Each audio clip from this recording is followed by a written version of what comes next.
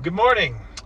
We are here at Alderfer, I think that's how you pronounce it, Three Sisters Trailhead, just outside of beautiful Evergreen, Colorado. We are here to hike to the top of Evergreen Mountain. The trailhead here is about 7,700 feet above sea level, and the top of the peak is about 8,500. So we're gonna have about an 800 or so foot elevation gain, and it's only about two and a half miles to the top, and of course back. So 5 miles round trip, but we are at a little bit higher altitude than my last summit of Plymouth Mountain. It is 7:27, and it is about 20 degrees outside. It's probably gonna warm up to the mid 30s for the high. So it's a little bit chilly to start, but it'll get better. We're definitely going to have plenty of sun, it looks like, on the first part of this trail. So yeah, I'm excited to get up there and see the top of it. All right, here we are. We are here, and we're going to cross this road, stay to the right around the Wild Iris Loop, stay to the right on the Evergreen Mountain West Trail, all the way to the top. And there it is right there. You can see it from here.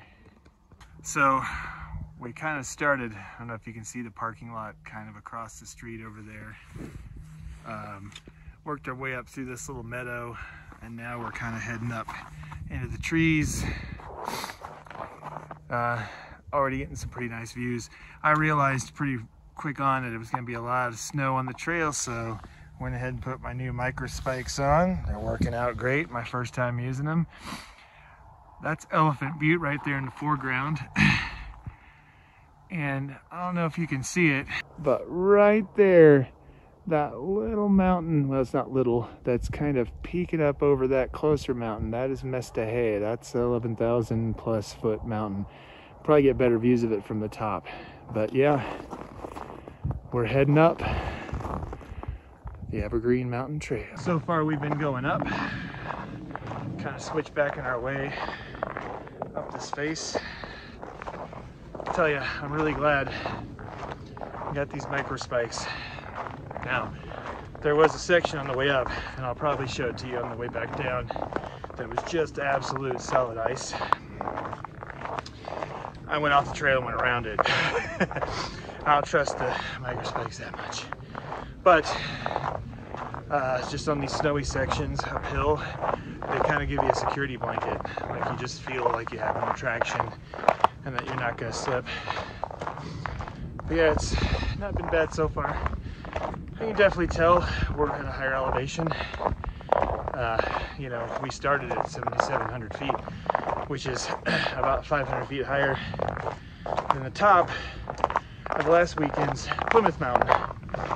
So definitely less air, but I mean, it hasn't been bad so far. I would say we've definitely gone over a half mile at this point. I'll check here in a little bit, see if I can confirm our altitude and distance. But yeah, it's just been this forested area here, really serene. Demonstration Forest Management Project. Very interesting. I'll let you pause to read if you want, but the point of it is that the lodgepole pine forest had gotten so dense that it was actually harming the trees, and they had to thin them out. So yeah, interesting. So I just stopped and went off trail a bit because I really had to pee. I should have gone before I started the trail.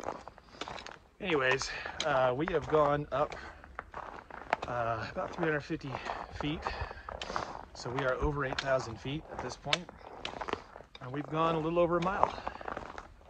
So we're more than halfway to the top. And I have to say, it's going good so far. I've really got the hang, I think, more or less, of the appropriate layering. And I've really come to embrace the be bold, start cold just tripped over a rock. Which kind of means, you know, when you first are at the trailhead and you're kind of layering up, you want to start off a bit cold, because once you start walking, you're not going to be cold anymore. And if you start off nice, toasty, warm, you start walking, especially uphill, and you're going to get too hot and sweaty. So right now I've basically just got my top and bottom layers, base layers, my hiking pants, some nice wool socks, and my rain jacket. And even in the shady areas here where it's just probably in the low 20s, I'm perfectly comfortable. So yeah, going good. You know, sometimes we can get, or at least maybe I can get, a little too obsessed with the scenic vistas of snow-capped peaks and forget that it's just as beautiful to have a nice peaceful walk through evergreen forest in Evergreen, Colorado.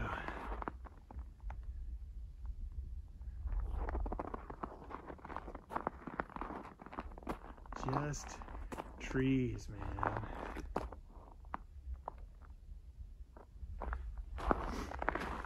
The trail is getting steeper now that we've got above 8,000 feet.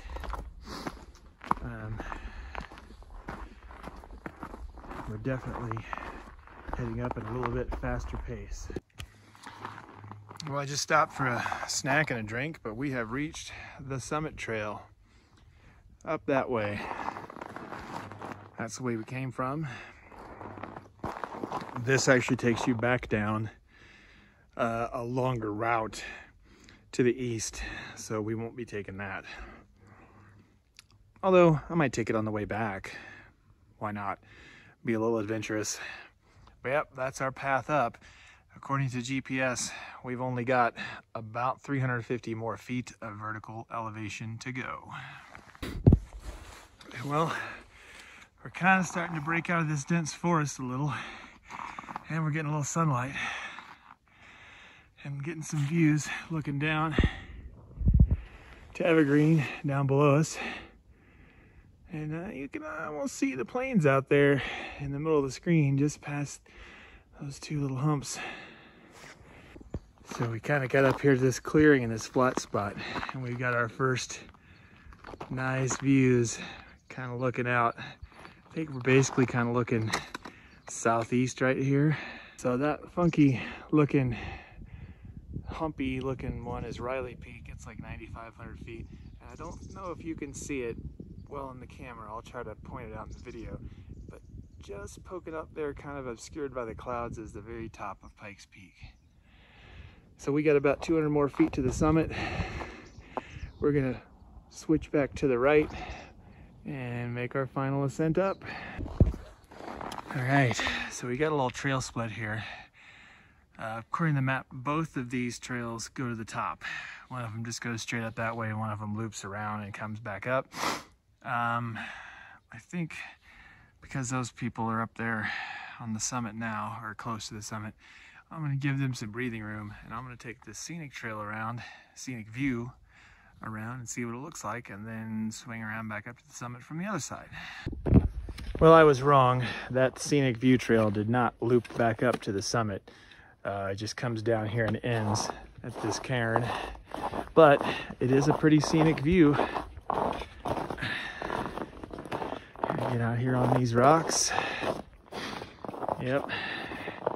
Boy, it looks pretty cloudy up that way.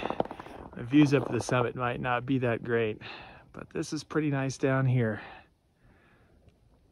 You can see back down to Evergreen. We're basically looking kind of northeast here. So this is where I thought I was at before. This is where the trail splits and loops around. You can go right or left. Both sides will take you to the summit. But the suggested route is to go to the right, circle around to the summit, and then come back down this way. So we're almost there.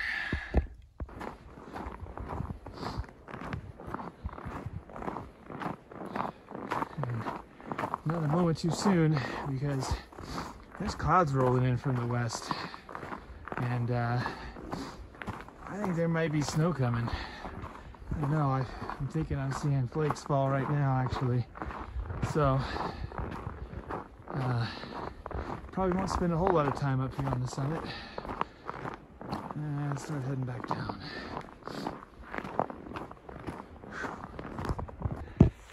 So I'm up here at the summit mostly.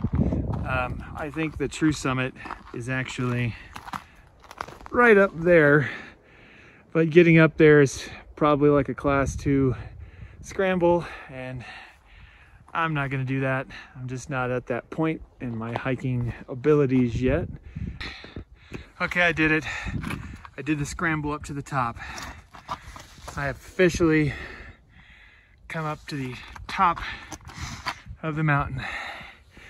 Scrambled up that right there. It wasn't that bad. I'm a little more worried about how I'm gonna get down.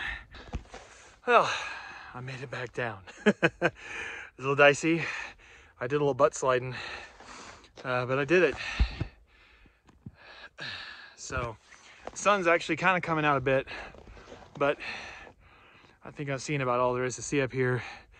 I'm gonna drink a little water, get my pack back on, and head back down.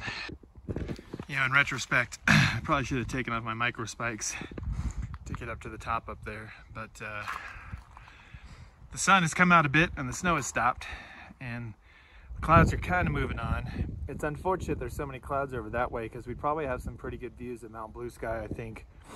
I saw Rosalie Peak for just a second, and then it disappeared behind some clouds. It's been fun up here, but I think it's time to head back. Just a pretty walk in the woods.